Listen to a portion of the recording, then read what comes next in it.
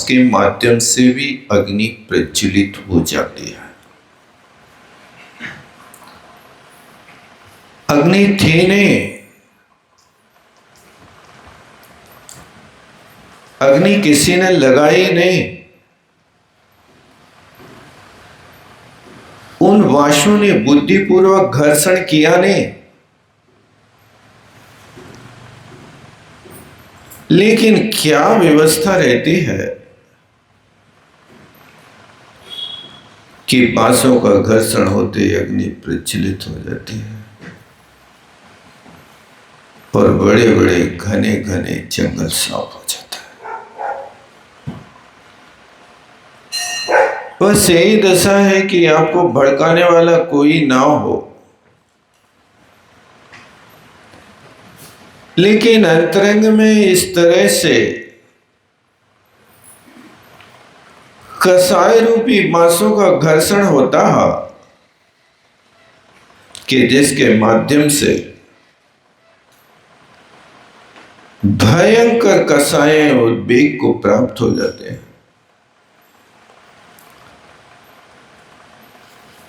और जैसे ही वो कसाय का उदय होता है,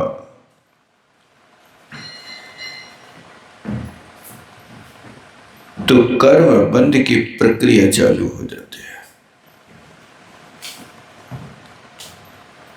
कर्म बंध तो प्रत्येक व्यक्ति को प्रति समय हो ही रहा।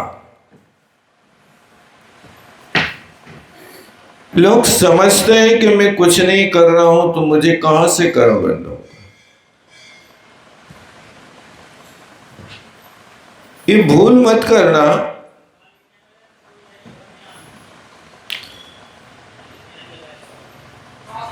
अपने आप में ये प्रक्रिया है। आपको दिखाई नहीं दे रहा कि कर्म बंध रहा है,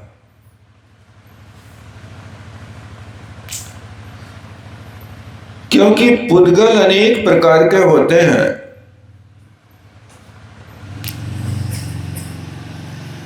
कुछ पुद्गल ऐसे होते हैं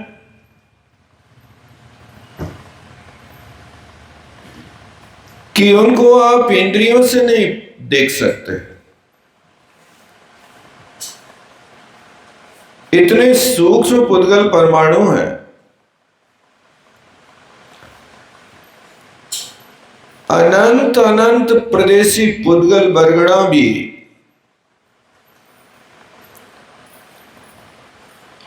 आंखों की दृष्टिगोचर नहीं होती,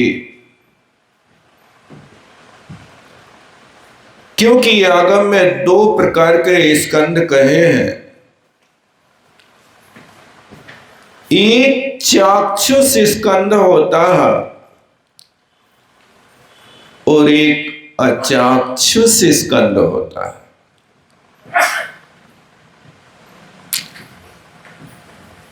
जो पुद्गलों का समुदाय अपनी आंखों के गोचर हो जाए उसको चाक्षुष स्कंद कहते हैं, और जो पुद्गल परमाणु अपनी आंखों के दृष्टिगोचर ना हो सके उसको अचाक्षुष स्कंद कहते हैं।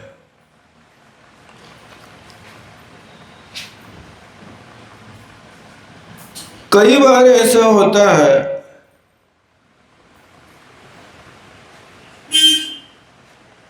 कि अचाक्षुष स्कंद को भी चाक्षुष बना सकते हैं।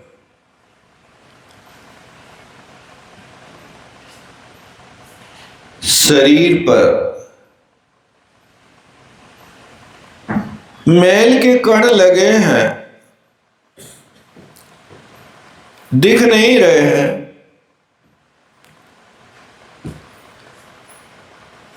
लेकिन आप हाथ फेरते हैं तो वो पुद्गल के परमाणु हाथ में चिपक जाते हैं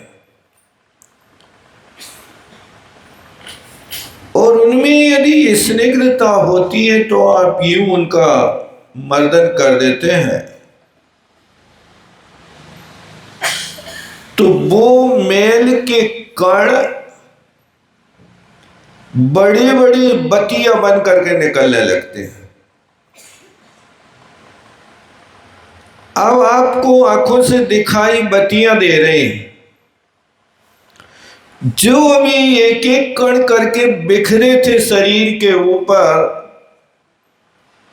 चूंकि वे चाक्षुष थे, लेकिन दृष्टांत देकर के समझा रहे हैं अचाक्षुष स्कंद तो कार्मण वर्गणा होती है।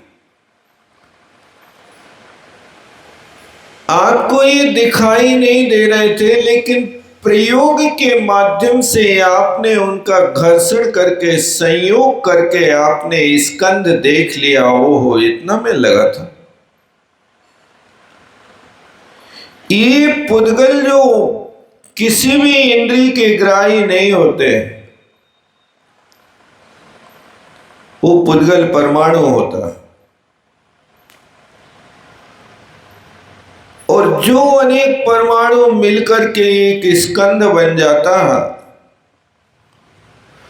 उस स्कंद को अपन चाक्षुष और अचाक्षुष के भेद में डाल सकते हैं।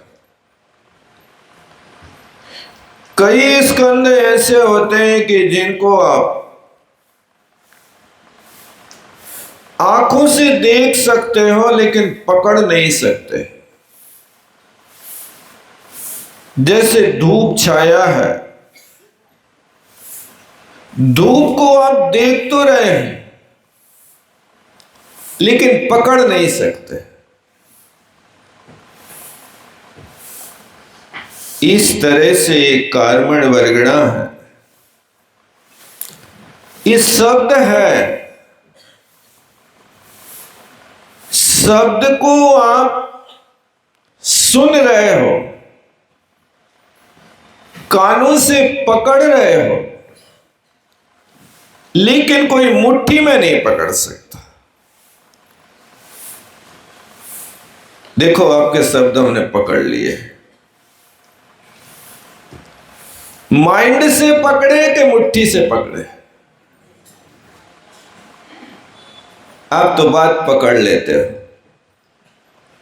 बहुत अच्छा। वो बात पकड़ रहा है तो कानों से पकड़ रहा है, हाथ से नहीं पकड़ सकता। बात पकड़ रहा है तो कानों से पकड़ रहा, आंख से देख नहीं सकता। जो शब्द बोले जा रहे हैं, ये शब्द सफेद है कि काले हैं, पीले हैं, नीले हैं, आपको कोई दिखाई दे रहा है? नहीं दे रहे। लेकिन वे शब्द जो है वे सारे के सारे पंचवर्णी है।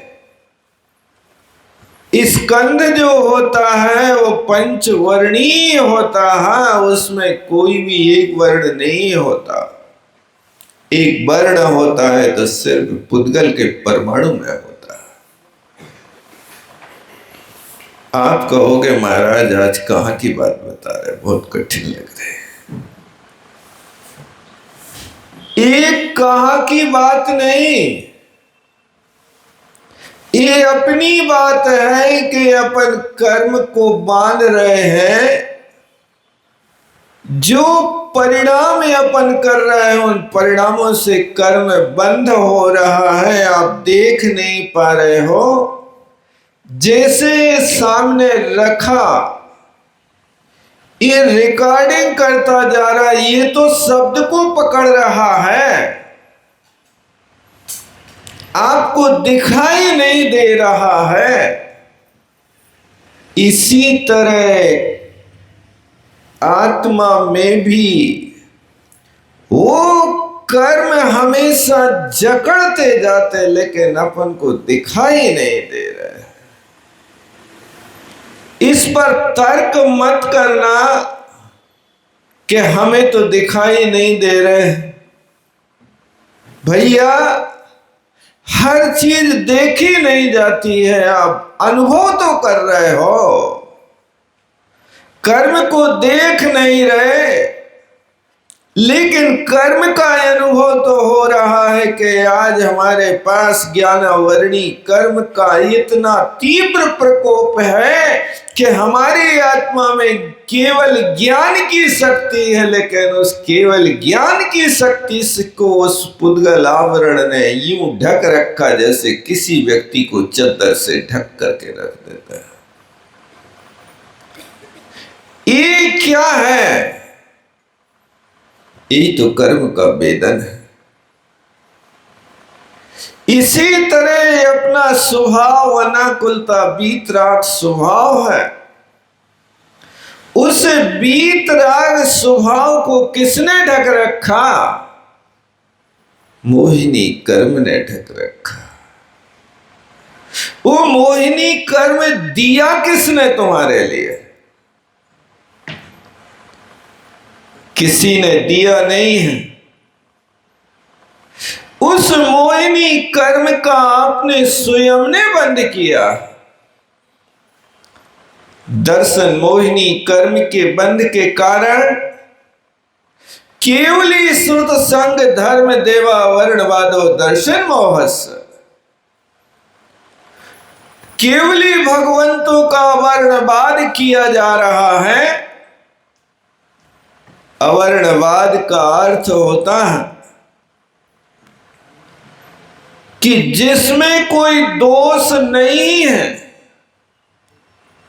उस जीव को दोषी ठहराना, इसका नाम अवर्णवाद होता है। केवली भगवान का अवर्णवाद कर रहे हैं कि भगवान भी रोटी खा के जी रहे हैं, कवलाहार करते हैं। ये केवली का वर्णवाद है। ऐसा यदि आप कहते हैं तो दर्शन मोहिनी कर्म का आश्रय होता है। कवलाहार की व्यवस्था छठवें गुण स्थान तक हुआ करती है। कवल माने ग्रास होता है। सातवें गुण स्थान से आगे कोई आहार नहीं करता। नो कर्म बरगड़ा को तो ग्रहण करता है, लेकिन रोटी नहीं खाते।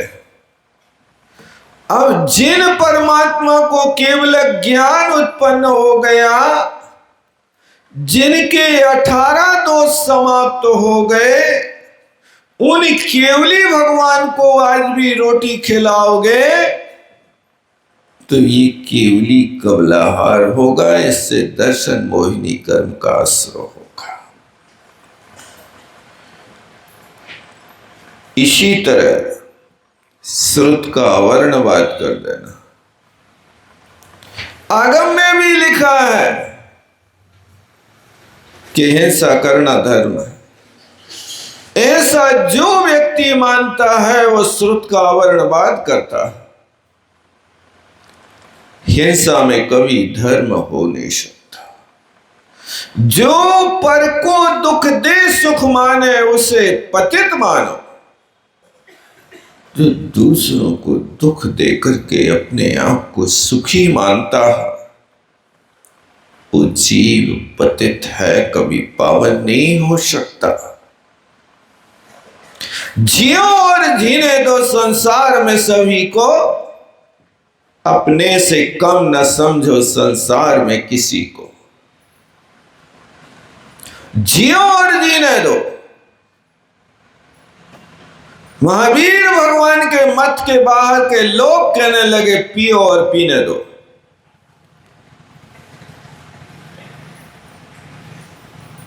ये भगवान महावीर का मत नहीं है। भगवान का तो एक ही नारा है, जियो और जीने दो। किसी भी प्राणी को अपने से कम मत समझो। आप सुखी होना चाहते हैं तो सामने वाला भी सुखी होना चाहता है।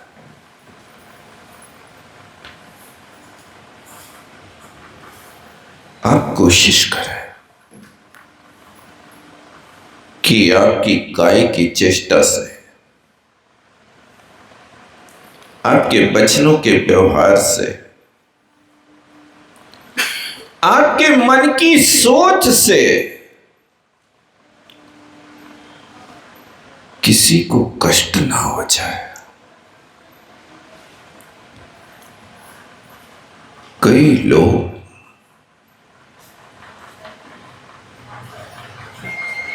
वचनों के माध्यम से लोगों को इतना दुखी करते, इतना प्रताड़ित करते हैं, जिसको सुन करके दिल दहल जाता है। आत्मना प्रतिकूलानि परेशान समाचरेत्।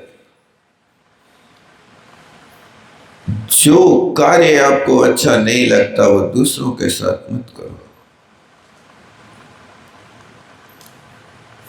आपको यदि गाली अच्छी नहीं लगती तो फिर आप दूसरों को गाली सुनाने की कोशिश क्यों करते हैं?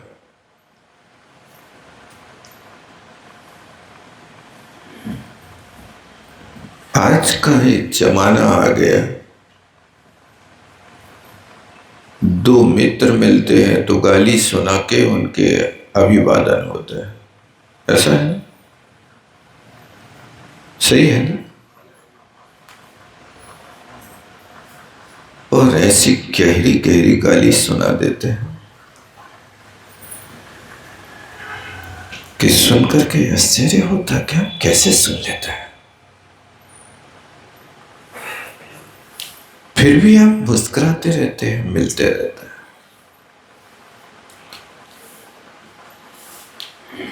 कोशिश करें और इस पंक्ति को बार बार याद रखें, जो पर को दुख दे सुख माने, उसे पतित मानो। अपनी ऐसी आदत ना बनाए कि आपके मुख से शब्द चुनिंदा ना निकल पाए।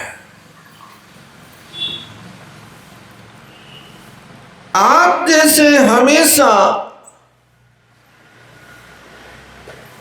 नई नई ड्रेस पहन करके अपनी प्रस्तुति देते हो,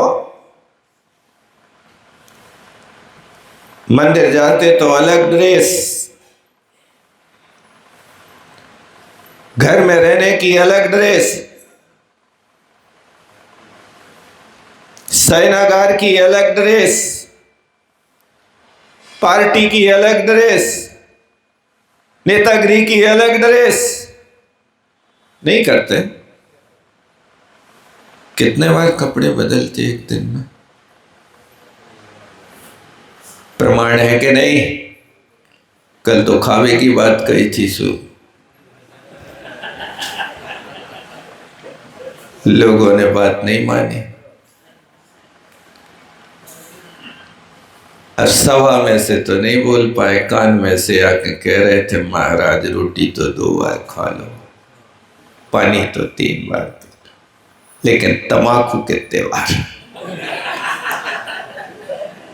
गुटखा के त्योहार, ये बात तो मुझे बाद में समझ में आई कि लोग हाथ बांधे काय बैठे हैं। ये रहस्य था। और गुटखा तमाकू आहार में आएगा कि नहीं आएगा? वो तो पत्ता है, वनस्पति है।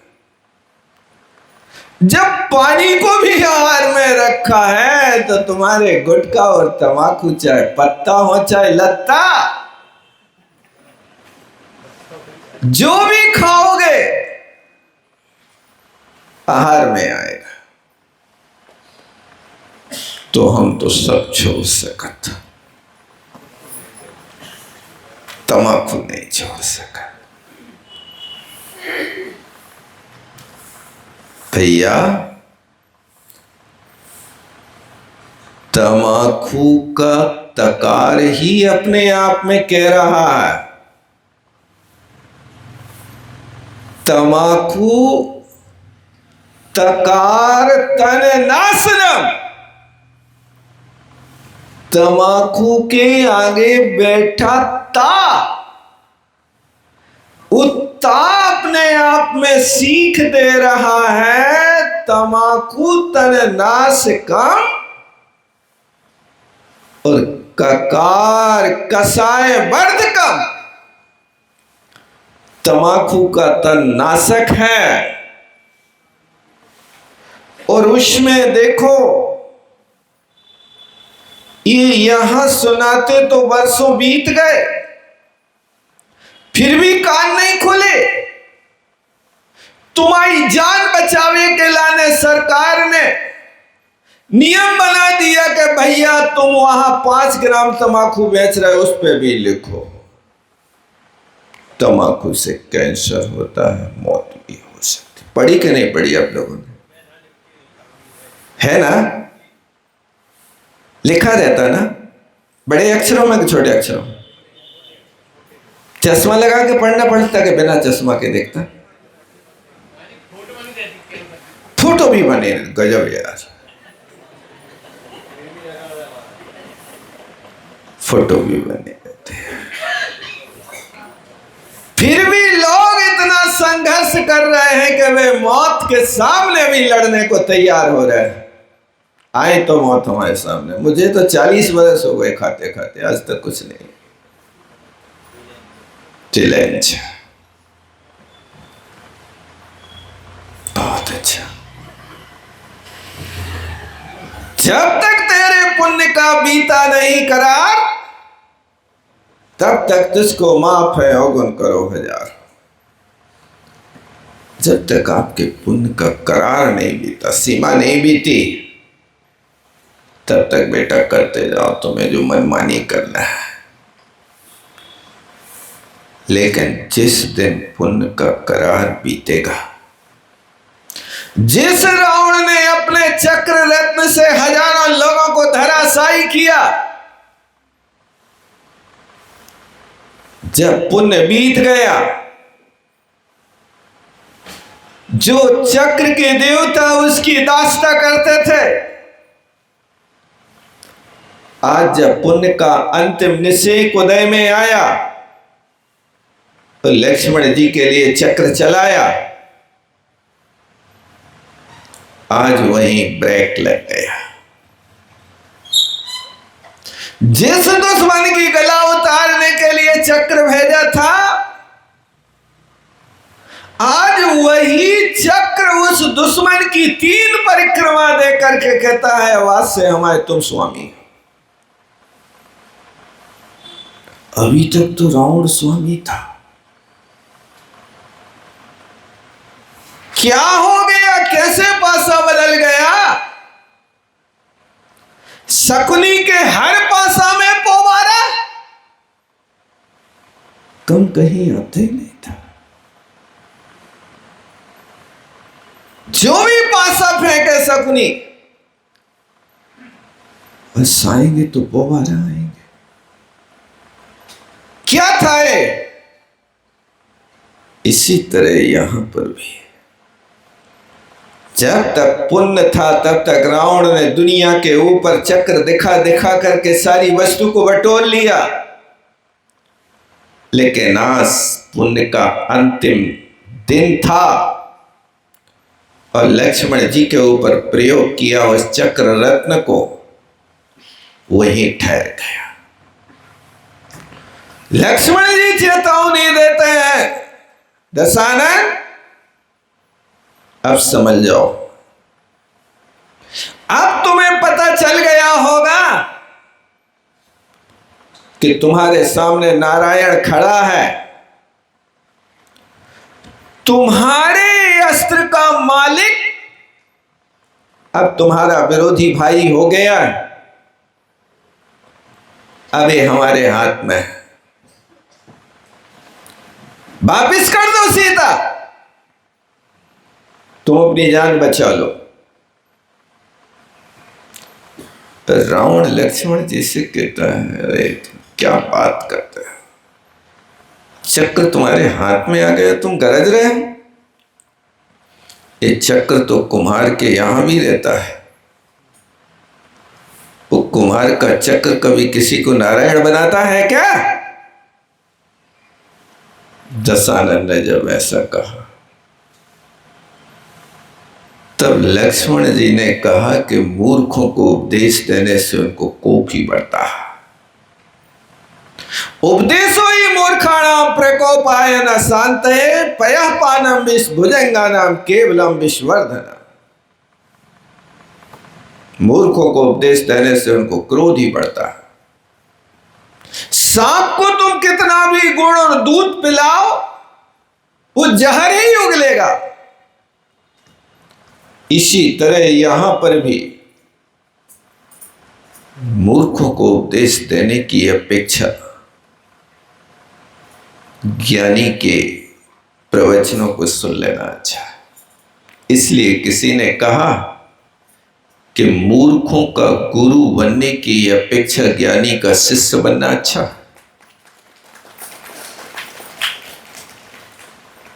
ज्ञानी के शिष्य बनोगे तो कुछ सीखने को मिलेगा, मूर्खों के शिष्य बनोगे तो संक्लेश मिलेगा, नहीं समझेगा वो। इस तरह से बार बार समझाए जाने पर नहीं आया समझ में, और लक्ष्मण जी ने चक्र चला दिया और लक्ष्मण धराशायी हो गया। आपके लिए बार बार समझाया जा रहा है, भैया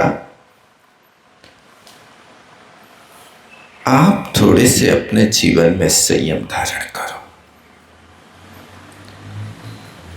महाराज सब छोड़ दें, तम्बाकू की बात नहीं करी जो, नहीं तो हम तो बीमार ही हो जाए, हम तो फिर मर ही जाए, ऐसे एक महानुभाव हो जाए। भैया बिना तम्बाकू के भी मरना है, मरना सबको एक दिन, ये तो रोज पड़ रहा है, इसमें क्या। अपने उपयोग को चेंज करो। वो नहीं कर पा रहे, नहीं छोड़ पा रहे, तो वही को प्रमाण करो। एक बार खा लो और फिर उसके बाद थूक के अपनो नियम ले लो कि अब भगवान 3 घंटा नहीं खाए। नहीं कर सकते। अब भागे भूत के बाहर मिले तो बारी भले, कम से कम इतने तो करो। ऐसे समझ में तो आ जाए तो आई धीरे धीरे, क्योंकि ग्राहक जाए ना दुकान पे से, वो ग्राहक के कारो है, क्या चाहता। यदि 10 वस्तुएं ले रहा है और उस 10 वस्तुओं में एक वस्तु में हमें घाटा भी लग रहा है, तो हम ग्राहक छोड़ देते के पकड़ लेते ही होता है। ग्राहक की चाल देख लो। किराने की दुकान पे बिस्वार को ग्राहक आ जाए, क्या होगा फिर बताओ। वो बिस्वार को ग्राहक गुड़ को भाव पूछा थे, क्योंकि गुड़ तो 10 किलो चाहना है उसको, पता ना। अब उसको तुमने गुड़ यदि 40 रुपया किलो बताया, अब वो कहते हम तो 35 को ले। अच्छा और का लेने, बिस्वार लेने, कोई बात नहीं, तुम अपने हो ना, बैठो 35 ही को ले जाओ। अब वो लिखवे है पर्चा। अब गुड़ में तो 5 रुपया किलो कम कर रहा है, लेकिन कमर कस 50 रुपया को लेगा, 50 ग्राम, 50 ही को ज्यादा को। अब वो 5 रुपया के कमर कस के 50 रुपया ले लेगा। अब यहां तुम्हारे 10 किलो गुड़ में जितनो घाटा सहो 50 ग्राम कमर कस में कमर तोड़ के रख दे।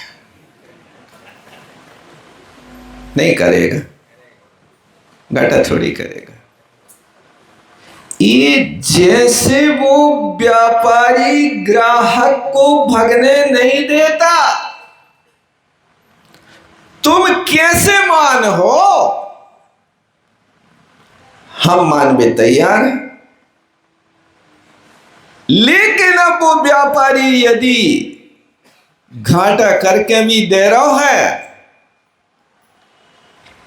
तो वो कुछ कमा रहा है कि घाटे में जा रहे हो? बताओ। हुआ एक बार ऐसा? घड़ी उसमें, हाँ ठीक है।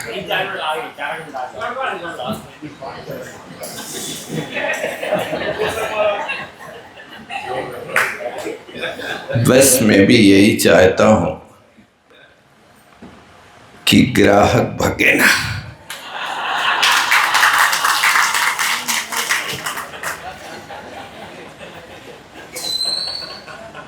ग्राहक थोड़ा घाटा लगे तो कोई बात नहीं, दुकान तो चलाना है। लेकिन बेटा ध्यान रखना कि गुड़ में तो घाटा हो सकता है। लेडी पीपर और कमर कसवे तो हमारा राज रहेगा। तुम उसका भाव नहीं पूछोगे, क्योंकि तुम्हें पता है कि 85 ग्राम तो चाहिए, छठा घोड़े में क्या भाव पूछे, वो ही काम कर जाएगा। तो जैसे आप अच्छे अच्छे कपड़े हमेशा बदलते हो,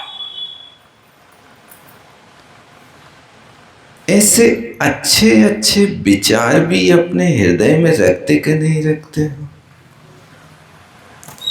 कपड़े तो बदलते रहते हो, चिकने चुपड़े तो दिखाई देते रहते हो, और विचारों की बोरी गंदगी भरी है। शास्त्रों में कपड़ों को साफ करने के लिए कहा कि मन को साफ रखने के लिए कहा। बताओ किसको करना साफ? कपड़ों के लिए तो रोज आप ऐसा एक्सेलेरियर के माध्यम से मशीन में घंटों घुमा घुमा करके कपड़े की दशा बिगाड़ देते हो, काले से सफेद बना देते हो। आप मन को काले से सफेद क्यों नहीं बना पा रहे? अपनी वाणी में जहर के स्थान पर अमृत क्यों नहीं घोल पा रहे? क्या कारण है? बचने का दरिद्रता भैया। प्रिय वाक्य प्रदान, मीठे वचनों के प्रदान करने से सारे जीव संतुष्ट होते हैं। फिर उनमें दरिद्रता क्यों? आप जैसे नई नई ड्रेस हर महीने में, हर पावन में, हर त्योहार में खरीदते हो, ऐसे नए नए शब्दों का चयन करके आप उपहार के रूप में दो नहीं दे सकते? प्रयोग नहीं कर सकते? प्रयोग करो। आप जब नई ड्रेस पहन करके बाहर आते हो, आपका मन तो भरा है, लेकिन एक बार किसी से पूछ लेते कैसे लग रहा है? नहीं पूछते? हो तो कहो, पूछते कि नहीं पूछते? और सामने वाला तुम्हारी बढ़िया ड्रेस को देख करके, जो तुम पसंद करके पहन के आए, और वो सामने वाला कहता कि भाई साहब बिना कॉलर का कुर्ता होता तो आप तो बिल्कुल ऐसे लगते जैसे देव कुमार लग रहे। अब घर में ना हो वे बिना कॉलर को कुर्ता तो तत्काल जाएगा। फिर कहां, कौन सी दुकान पे मिलेगा? अब वो कुर्ता चाहे 5,000 को आए, तुमने कही ना, अब कर्जा करके भी लाने पड़े तो वो ही कुर्ता ला। कॉलर वाले को कहा हुई है भाई साहब, अब कम से कम धैर्य तो रख के अब कॉलर वाला पहले फाड़ ले, फिर उसके बाद अब आगे खरीदना तो बिना कॉलर का खरीद लेना। नहीं, वो भला फिक जाए। जैसे हम ड्रेस को बढ़िया चुनिंदा और दूसरों से पूछ पूछ करके अपने तन को सजाते हैं, ऐसे चुनिंदा शब्दों को भी पूछा करो, भाई साहब हमने बोला कैसा लगा, कहीं बुरे तो नहीं लग गए, ये हम दूसरों को बोल हैं, दूसरों को प्रदान कर हैं, ऐसे शब्द तो बुरा तो नहीं लगेगा हैं? ऐसा पूछते कि नहीं पूछते? और जिनके साथ हमेशा बोलते रहते हो और जिनको गाली गलौज करते रहते हो, एक आध बार पूछ तो लिया करो श्रीमती से कि हम थोड़ा आपसे रूठ जाते हैं, गाली गलौज कर देते हैं, बुरे शब्द बोल देते हैं, तो तुम्हें बुरा तो नहीं लगता? पूछा कभी कि नहीं पूछा? हम काय को पूछवे वाले हैं, हमारी का अटकी? अरे उनकी बनाई एक रोटी पे चिट्ठा पड़ जाए तो 1000 बीघे निकालता है, और तुम्हारे मुख से निकले हुए गंदे शब्द को एक बार भी नहीं सोचता है। पूरी जिंदगी भर बेई गंदी शब्दावली प्रयोग करता रहता है, कभी नहीं सोचता कि डरीस की तरह एक बार तो बदल लो, अपनी टोन तो बदल लो। नहीं, वही चलता रहता है।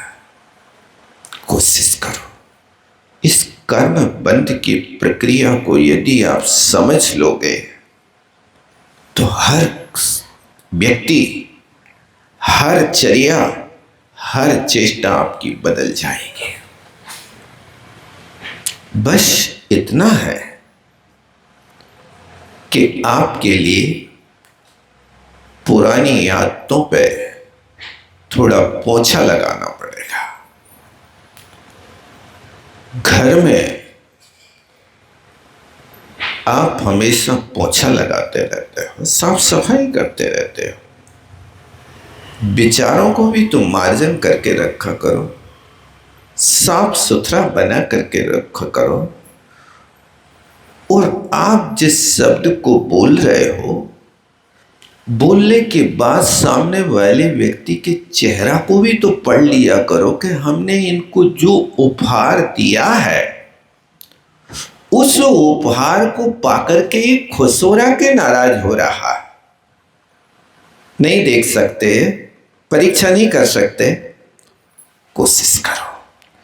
तो यहां पर एक कहना चाह रहा था कि इन सब कर्म बंध की प्रक्रिया को हमने स्वयं किया है, कर्म का बंध किया है। उन कर्म के बंध से जीव की ये पर्यायें हुई हैं, लट, पिपील, अली, शरीर धरी, यानी 2 इंद्री बना, पिपील माने 3 इंद्री चीटी बना। आप उन जीवों के प्रति कैसा व्यवहार करते हो? आपके घर में चींटी हो जाए तो आप मुलायम कपड़ा पर रख करके उसको सुरक्षित स्थान पर रखते हो कि सींक झाड़ू से बुहारते हो? क्या करते हो? अरे हम हमेशा चर्चा तो करते हैं कि जीवों की रक्षा करो, दया का पालन करो, यहां तो सुन के जाते हैं। एक बार की बात है, एक बिना पढ़ी लिखी अम्मा प्रवचन सुन के आई, और भैया प्रत्येक जीवों की रक्षा करने, ध्यान रखना कोई को कष्ट ना हो जाए। ये बात उसने सुनी और सुन करके अपने घर पे गई, और घर पे जाकर के उसको लीपा पोती करने थी भाई साहब। सो अब जैसे ही उसने गोबर को घोल बनाया और वो यहां कमरा के किनारे पे खड़ी हो गई, और कमरा के किनारे पर खड़ी होकर के कहती है, चीटा चीटी जाओ पहाड़, तुम पे आई गोबर की धार, हम न कहें तो हम पे पाप, तुम न भगो तो तुम पे पाप। बात समझ में आ गई क्या? कहीं वैसी दशा हमारी तो नहीं है कि हम भी यहाँ सुने के दया करो, अच्छा आचरण करो, अच्छा बोलो, अच्छा विचारो, कपड़े भले ही ने बदलो लेकिन विचार बदल करके रखो। नहीं हो सकता। यदि तुम पुराने कपड़े पहन करके किसी सभा में चले जाओ लेकिन बहुत मिष्ट भाषी हो, मुख से अमृत झरे, और एक व्यक्ति नए कपड़े पहन करके आए और उसके मुख से ज्वालामुखी सी फूटे, तुम कौन को पसंद करो बताओ? मैले कपड़े वाले लेकिन विचार अच्छे हैं, एक व्यक्ति के कपड़े अच्छे हैं लेकिन विचार मैले हैं, लाइक किसको करो बताओ? हैं? अच्छे विचार वाले को। ये पकड़ तो है, उपदेश तो देते हो, लेकिन ये उपदेश के भटा है। हम दूसरों को कहेंगे कि भटा के हो तो नुकसान हो जाए, बादी चढ़ जाए, लेकिन तुम्हारी थाली में भटा नहीं आए तो वहां थाली चक्र बन जाए। हमें तो भटे ही खाने थे।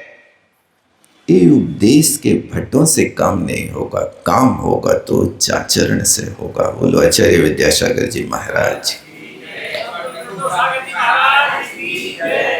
चावणी के ज्ञान से सोचे लो कालो, सोवणी मस्तक धरो